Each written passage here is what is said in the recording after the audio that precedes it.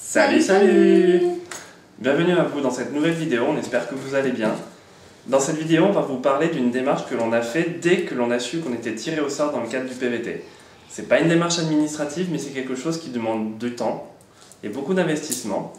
En effet, dans cette vidéo, comme vous avez sûrement pu le voir dans le titre, on va vous parler de la vente de nos meubles et de toutes les affaires que l'on ne prend pas au Canada. C'est-à-dire à peu près toutes en fait. Donc la première chose en fait qui a été à faire la première chose qui a été à faire, c'était de faire le tri, savoir qu'est-ce qui est vendable, qu'est-ce qui part plutôt à la poubelle, qu'est-ce qu'on pense qui va être compliqué, voire dérisoire à vendre et qu'on préfère emmener à Emmaüs. Donc on a fait plusieurs cartons, on a aussi fait le tri avec qu'est-ce qu'on va donner à nos amis, à notre famille, qui a besoin de quoi, puisque si on peut donner à des personnes dans notre famille qui ont besoin, c'est bien aussi. Donc sur des petites choses, parce qu'après bien sûr on a besoin de se faire quand même un peu de sous pour se remeubler là-bas.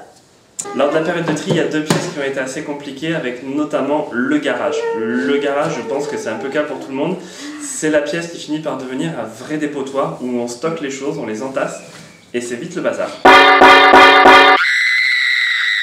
La deuxième pièce qui a été compliquée aussi au niveau du tri, ça reste la chambre des enfants.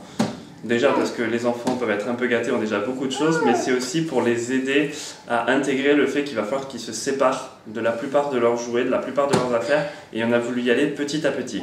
Surtout pour Ethan qui est grand, parce qu'elle ne comprend pas trop à la limite, donc elle s'en fiche. Du coup, pour vendre toutes nos affaires, on a utilisé plusieurs solutions. Déjà, on s'est inscrit à un vide-grenier et je pense qu'on s'inscrira à d'autres vide-greniers avant le départ, puisque là, ça va être la saison.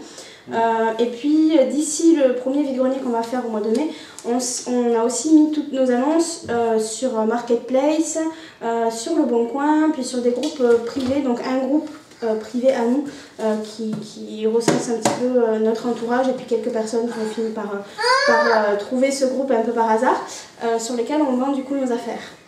Mais du coup la vente en ligne, ça demande beaucoup d'énergie et de patience. En effet, on a eu pas mal d'anecdotes de vente, voilà, sur des personnes qui ne sont pas forcément très respectueux, qui ne tiennent pas forcément leurs engagements. Heureusement, ce n'est pas le cas de tout le monde, on a des personnes avec qui ça s'est très bien passé, mais voilà, il y a certaines personnes avec qui ça a été beaucoup plus compliqué et qui demandent beaucoup d'énergie ou en tout cas beaucoup de patience. En gros, des ventes foireuses. Du coup, on s'est dit que pour animer un petit peu cette vidéo et puis pour que vous vous rendiez un peu compte et puis peut-être pour décharger un peu notre colère aussi, on vous a concocté une petite compilation de toutes les situations qu'on a rencontrées, enfin pas toutes, quelques-unes en tout cas, les plus communes, et qu'on a mis en scène comme si on n'était pas à travers un écran du coup. Donc on vous laisse découvrir ça, c'est parti!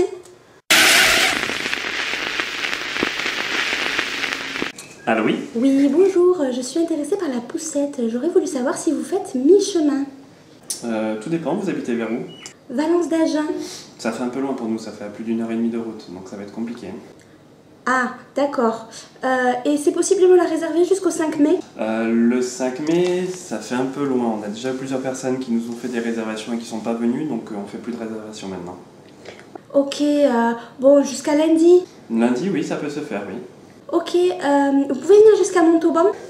Montauban, c'est à 45 minutes de route encore de chez nous, donc ça fait un peu loin, mais je peux vous proposer à Aucanville.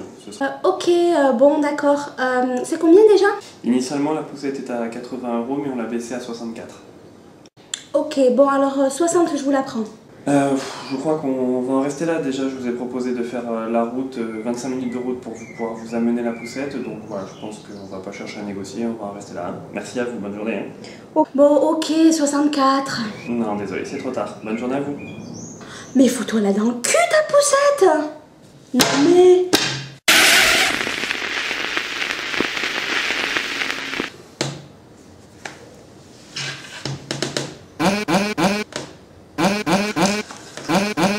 Allô?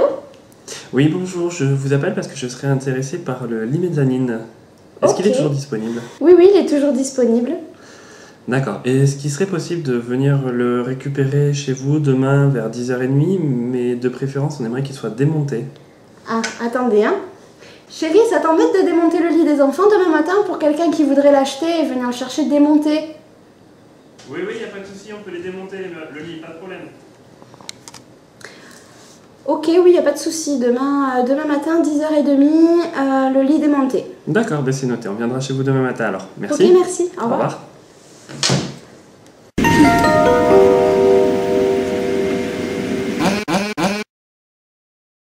Allô? Oui, bonjour, nous devions venir récupérer le lit aujourd'hui à 10h30 chez vous. Oui? Je suis désolé, mais en fait, il y a ma femme qui vient de rentrer à la maison et elle a acheté un autre lit auprès d'une autre personne. Donc en fait, on ne va pas pouvoir venir chez vous ce matin. Ok, donc en fait vous êtes en train de me dire qu'on a démonté le lit dans lequel dormaient nos enfants, qui vont dormir maintenant sur le matelas, pour rien. Je suis vraiment désolé, mais c'est voilà, ma femme qui a acheté le lit, elle m'a absolument pas prévenu. Voilà, elle a débarqué ce matin avec un nouveau lit et j'étais pas au courant. Ok, et ben bonne journée.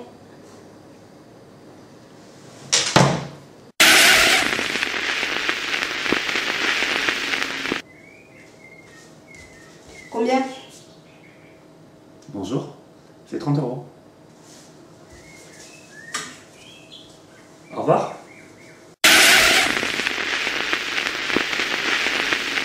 Bonjour, je veux bien vous prendre la tente à 30 €, mais j'ai que 20 €. C'est pas un souci, vous inquiétez pas. Juste derrière, vous avez un distributeur pour récupérer les 10 € qui manquent. Ah, 25? Vous savez, nos distributeurs, ils font des billets de 10, hein. Ok, bon bah, bonne journée. Bonne journée à vous.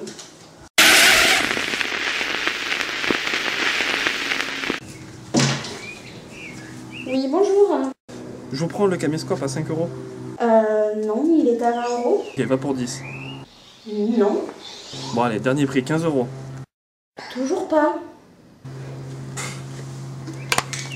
Bon, on espère que vous avez bien aimé ce petit visionnage, que vous aviez apprécié autant que nous, on a apprécié aussi à faire cette petite mise en scène.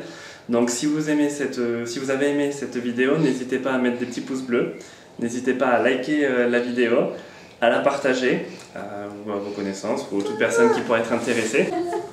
N'hésitez pas aussi du coup à vous abonner à la page, à vous abonner à la chaîne YouTube, à appuyer sur la petite cloche pour être au courant de toutes les dernières vidéos que nous faisons. Je vais me casser la gueule. Parce que vous n'avez pas vu, mais je l'ai tiré derrière pour que sa tête soit pas coupée. Voilà.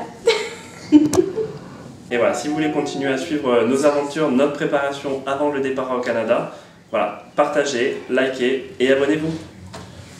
Salut, salut! Salut, salut!